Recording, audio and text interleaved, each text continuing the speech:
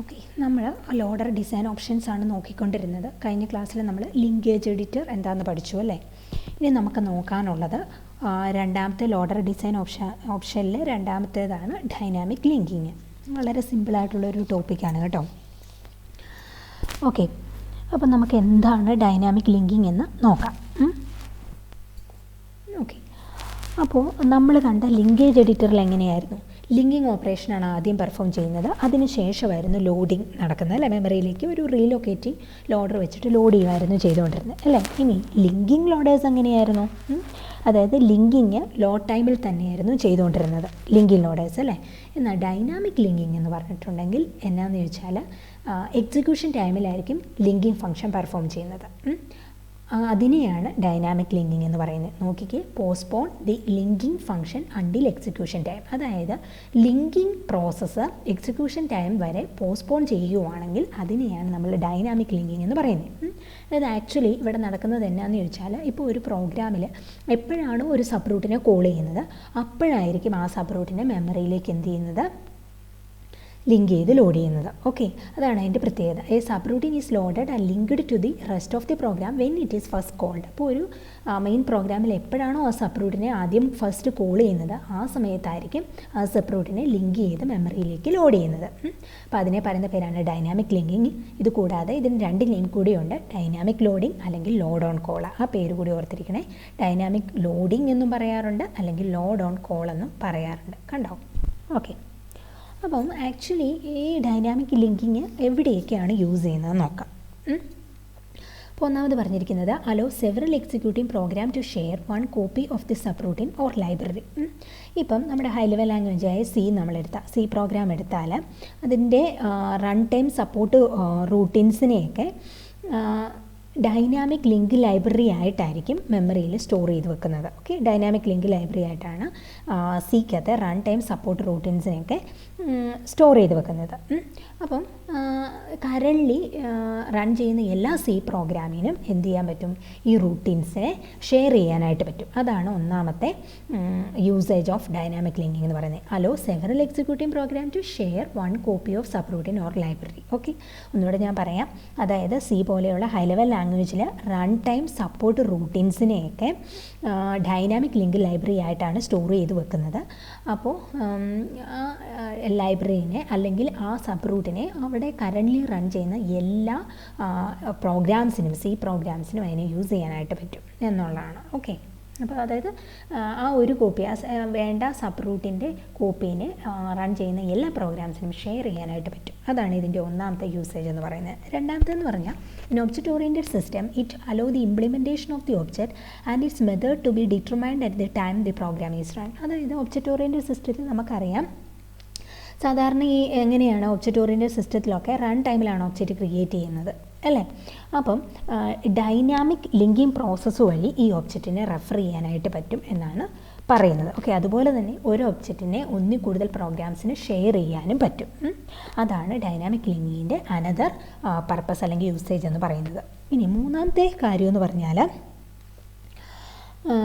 എന്നാന്ന് ചോദിച്ചാൽ dynamic linking provide the ability to load the routine only when they are needed. അതായത് ഇപ്പം നമ്മുടെ പ്രോഗ്രാമിൽ നമ്മൾ ഒരു എന്താ പറയുക എറർ ഹാൻഡ്ലിങ്ങിൻ്റെ സബ് റൂട്ടീൻ യൂസ് ചെയ്യുന്നുണ്ടെന്ന് കരുതുക.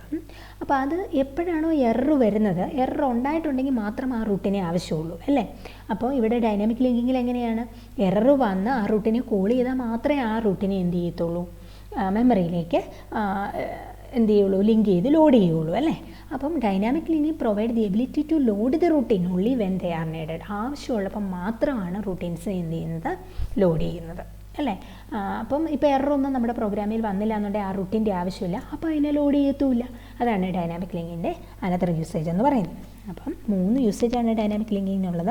ഒന്നാമത്തേന്ന് പറഞ്ഞാൽ സി പോലെയുള്ള പ്രോഗ്രാമിലെല്ലാം റൺ ടൈം സപ്പോർട്ട് റൂട്ടീൻസൊക്കെ ഡൈനാമിക് ആയിട്ടാണ് ലിങ്ക് ചെയ്യുന്നത്. അതാണ് ഒരു യൂസേജ് എന്ന് പറയുന്നത്. രണ്ടാമത്തെന്ന് പറഞ്ഞാൽ ഒബ്ജക്റ്റ് ഓറിയൻറ്റഡ് സിസ്റ്റത്തിലൊക്കെ റൺ ടൈമിലാണ് ഒബ്ജക്റ്റുകൾ ക്രിയേറ്റ് ചെയ്യുന്നത്. അപ്പോൾ ആ ഒബ്ജക്റ്റിനെ റെഫർ ചെയ്യാനും മൾട്ടിപ്പിൾ പ്രോഗ്രാംസിന് ഷെയർ ചെയ്യാനും ഡൈനാമിക് ലിങ്കിങ് എന്ന് പറയുന്ന കോൺസെപ്റ്റാണ് യൂസ് ചെയ്യുന്നത്.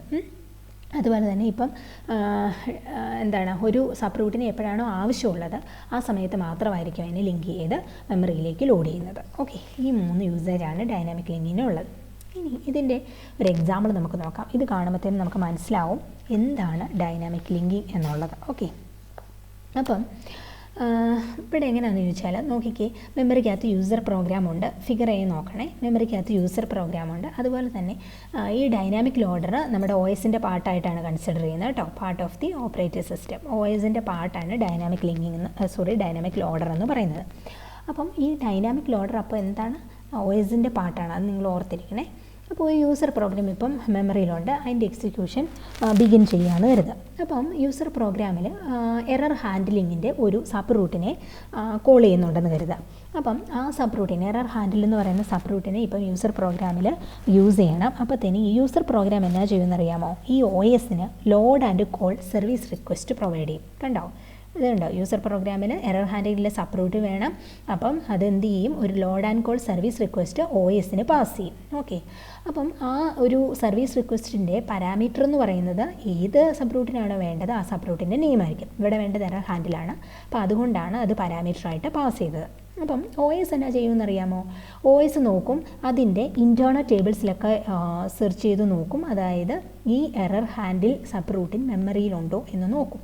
ഓക്കെ, അപ്പോൾ മെമ്മറിയിലില്ല അല്ലേ, ഇനിഷ്യൽ കേസിൽ മെമ്മറിയിലില്ല. അപ്പോൾ ഇതെന്താ ചെയ്യുന്നത് വെച്ചാൽ ഈ എറർ ഹാൻഡിലിനെ ഏത് ലൈബ്രറിയിലാണോ ഡിഫൈൻ ചെയ്തിരിക്കുന്നത് അവിടെ നിന്ന് പോയി ആ എറർ ഹാൻഡിലിൻ്റെ സബ് റൂട്ടിനെ എന്ത് ചെയ്യും, മെമ്മറിയിലേക്ക് ലോഡ് ചെയ്യും. അതാണ് സെക്കൻഡ് ഫിഗറിൽ കാണിച്ചിരിക്കുന്നത് കേട്ടോ. അപ്പം യൂസർ പ്രോഗ്രാം എറർ ഹാൻഡിലിൻ്റെ മെത്തേഡിനെ കോൾ ചെയ്യുന്നു. അപ്പോൾ അത് ലോഡ് ആൻഡ് കോൾ സർവീസ് റിക്വസ്റ്റായിട്ട് നമ്മുടെ ഒ എസിന് കിട്ടുന്നു. ഒ എസ് എന്ത് ചെയ്യും, അതിൻ്റെ ഇൻറ്റേർണൽ ടേബിൾസിൽ സെർച്ച് ചെയ്യും. ഈ എറർ ഹാൻഡിൽ സബ് റൂട്ടിൻ എന്ന് പറയുന്നത് മെമ്മറിയിലുണ്ടോ എന്ന് നോക്കും, മെമ്മറിയിലില്ല.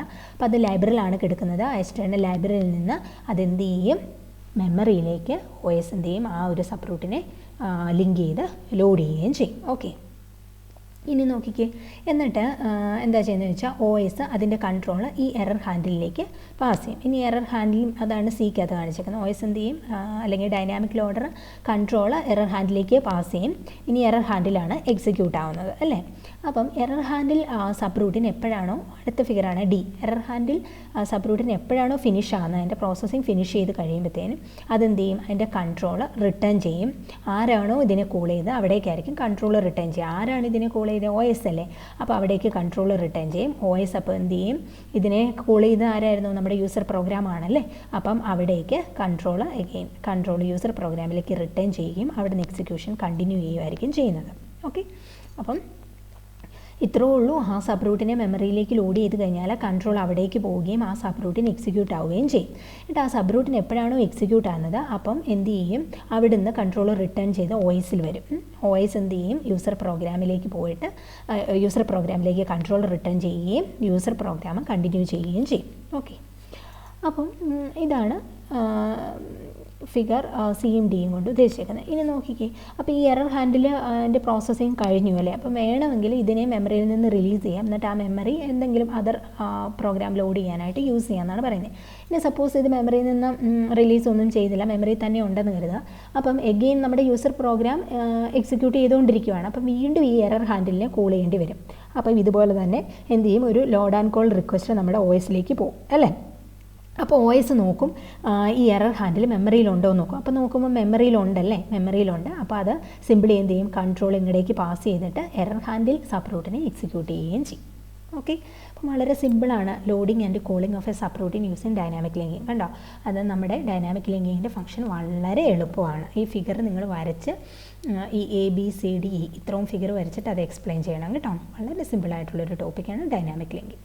ഇപ്പോൾ ഡൈനാമിക് ലിങ്കിങ് എന്ന് പറഞ്ഞാൽ എന്താണ്, നമ്മുടെ എക്സിക്യൂഷൻ ടൈമിലായിരിക്കും ലിങ്കിങ് ഫംഗ്ഷൻ പെർഫോം ചെയ്യുന്നത്. അതായത് ഒരു സബ് റൂട്ടിനെ ഇപ്പം നമ്മുടെ മെയിൻ പ്രോഗ്രാമിൽ യൂസ് ചെയ്തിട്ടുണ്ടെങ്കിൽ അതിനെ കോൾ ചെയ്യുമ്പം മാത്രമായിരിക്കും അതിനെ എന്ത് ചെയ്യുന്നത്, ലിങ്ക് ചെയ്ത് മെമ്മറിയിലേക്ക് ലോഡ് ചെയ്യുന്നത്. ഓക്കെ, അതെവിടെയൊക്കെയാണ് യൂസ് ചെയ്യുന്നത്, ഈ ഫിഗർ വെച്ചിട്ട് അതിൻ്റെ വർക്കിംഗ് ഇത്രയും നിങ്ങൾ എക്സ്പ്ലെയിൻ ചെയ്യണം.